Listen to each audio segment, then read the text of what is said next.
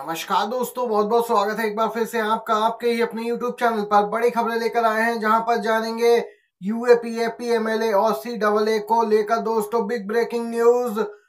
CPM ने जारी किया घोषणा पत्र, निरस्त करने का किया है वादा। वहीं जानेंगे दोस्तों जो बिग ब्रेकिंग न्यूज निकल के आ रही है, अमेठी से चुनाव लड़ सकते हैं Robert Vadra, big breaking news. और वहीं आज जारी होगा कांग्रेस का घोषणा पत्र, 5 न्याय के साथ देगी 25 गारंटी। जी हां दोस्तों, अगर आप भी कांग्रेस पार्टी के साथ हैं तो 1 लाख वीडियो को जरूर कीजिएगा, कमेंट बॉक्स में कमेंट करके जरूर लिखिएगा जय हिंद जय भारत। सबसे पहली बड़ी खबर आप सभी को बताते चलें, कांग्रेस पार्टी ने तैयारी पूरी कर ली है। लोकसभा चुनाव के लिए घोषणा पत्र यहां पे तैयार है। घोषणा पत्र में कांग्रेस पार्टी ने 5 न्याय और 25 गारंटियों के वादे के साथ कई वादे और करने की तैयारी कर रखी है। घोषणा पत्र के वादों को मतदाताओं तक पहुंचाने के लिए पार्टी घर घर अभियान पहले ही शुरू कर चुकी है। इसके तहत पार्टी ने 8 करोड़ घरों तक पहुंचने का अपना लक्ष्य रखा है। पार्टी कांग्रेस मुख्यालय में आज यानी 5 अप्रैल को घोषणा पत्र जारी करेगी। कार्यक्रम में मल्लिकार्जुन खड़गे, राहुल गांधी, सोनिया गांधी समेत तमाम वरिष्ठ नेता मौजूद रहेंगे। इसके बाद दोस्तों जयपुर और हैदराबाद में विशाल रैली भी कल आयोजित की जाएगी, जहां पर सभी कांग्रेस के वरिष्ठ नेता जयपुर में एक साथ एक मंच पे दिखेंगे। तो वहीं राहुल गांधी हैदराबाद भी जाएंगे और वहां से भी लोगों को संबोधित करेंगे। अमेठी से बड़ी अपडेट आ रही है, अमेठी से चुनाव लड़ सकते हैं रॉबर्ट वाड्रा। जी हां दोस्तों, बोले हैं कांग्रेस पार्टी चाहेगी तो चुनाव जरूर लड़ूंगा। सोनिया के दामाद रॉबर्ट वाड्रा चुनाव लड़ सकते हैं, ये सूत्रों ने जानकारी दी है। उन्होंने कहा कि अमेठी की जनता मुझे पसंद करती है, अमेठी के लोग चाहते हैं मैं चुनाव लड़ूं। यहाँ पे देख सकते हैं दोस्तों, जनता चाहती है कि गांधी परिवार प्रतिनिधित्व करे अमेठी का। ये रॉबर्ट वाड्रा ने संकेत दिए हैं कि वह चुनाव लड़ सकते हैं अमेठी से।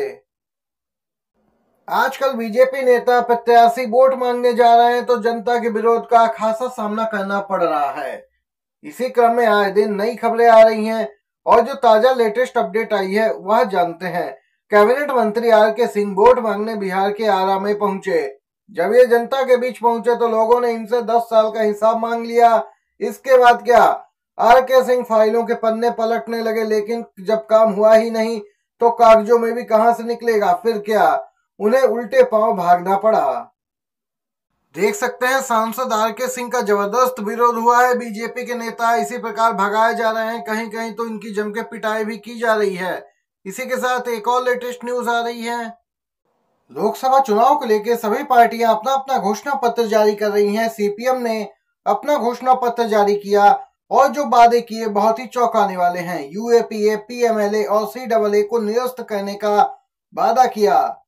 सीपीएम ने आगामी चुनाव के लिए घोषणा पत्र जारी किया जिसमें ये वादे किए और कहा कि इन सभी कठोर कानूनों को निरस्त किया जाएगा इंडिया गठबंधन की सरकार बनने पर। इसके साथ ही जो घोषणा पत्र में अहम बिंदु हैं उनके अनुसार सबसे अमीर वर्ग पर टैक्स लगेगा, शहरी रोजगार गारंटी कानून लाएगी पार्टी। देख सकते हैं इस प्रकार के यहाँ पे वादे किए हैं दोस्तों। इसी के साथ एक और बिग ब्रेकिंग न्यूज आ रही है, सीएम ममता बनर्जी ने खोली है बीजेपी की पोल, बोली है एक राष्ट्र एक राजनीतिक दल है बीजेपी का असली एजेंडा।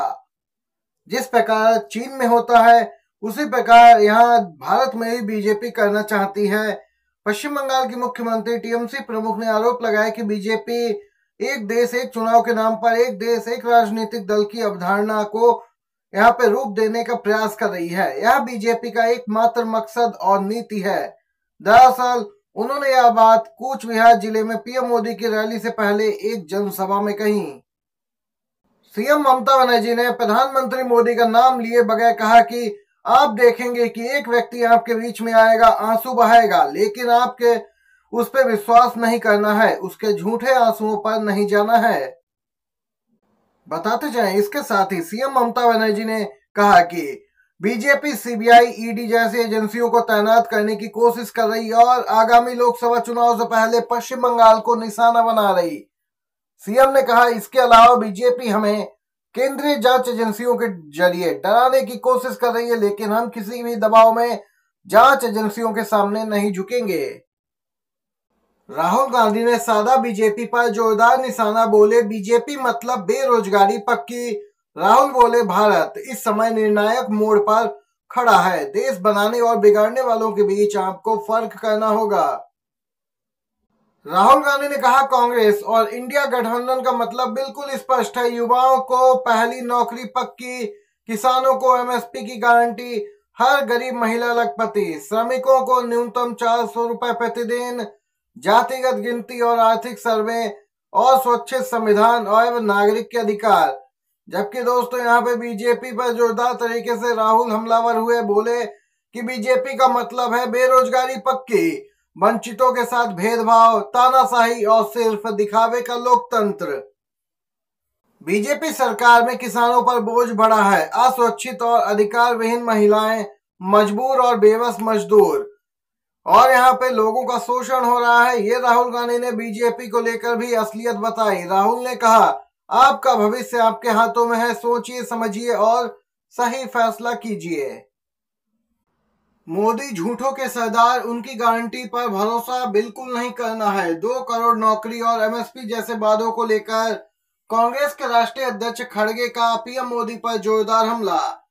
मल्लिकार्जुन खड़गे ने चीन के भारतीय क्षेत्र में घुसने के समय प्रधानमंत्री मोदी पर नींद की गोली खाकर सोने का आरोप लगाया। इसके साथ ही कांग्रेस नेता ने कहा कि मोदी देश के बारे में नहीं सोचते, बल्कि सिर्फ गांधी परिवार को गालियां देते रहते हैं। खड़गे ने कहा कि मोदी हर किसी को डरा रहे हैं और झूठों के सरदार हैं। आपको बताते चले, वे चित्तौड़गढ़ के कांग्रेस उम्मीदवार उदयलाल आंजना के समर्थन में आयोजित चुनावी सभा को संबोधित कर रहे थे। खड़गे ने इसके साथ प्रधानमंत्री पर कटाक्ष करते हुए कहा कि मोदी जी कहते हैं 56 इंच की छाती है मेरी, मैं नहीं डरूंगा। अरे भाई, आप नहीं डरते तो फिर देश के बहुत बड़े भूभाग को चीन के लिए क्यों आपने छोड़ दिया? वो अंदर घुस आ रहे हैं और यहाँ पे भारत की जगहों के नाम बदल रहे हैं, अरुणाचल प्रदेश पे दावा कर रहे हैं, और आप क्या कर रहे हैं? नींद की गोली खाकर सोए हुए हैं। यहाँ पे मल्लिकार्जुन खड़गे ने सोशल मीडिया पर जोरदार तरीके से दोस्तों अपनी बात भी रखी है और रैली में मोदी को घेरा भी है। दिल्ली के मुख्यमंत्री केजरीवाल जेल में है, फिर भी उन्हें मिली है बड़ी राहत हाईकोर्ट से। अरविंद केजरीवाल को मुख्यमंत्री पद से हटाने की मांग वाली याचिका को दिल्ली हाईकोर्ट ने खारिज किया।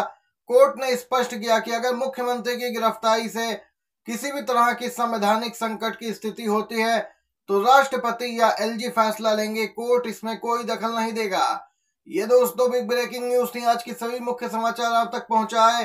वीडियो आपको पसंद आया हो तो लाइक कीजिएगा, शेयर कीजिएगा अपने दोस्तों में भी। आप सभी का वीडियो देखने के लिए धन्यवाद। जय हिंद, जय भारत।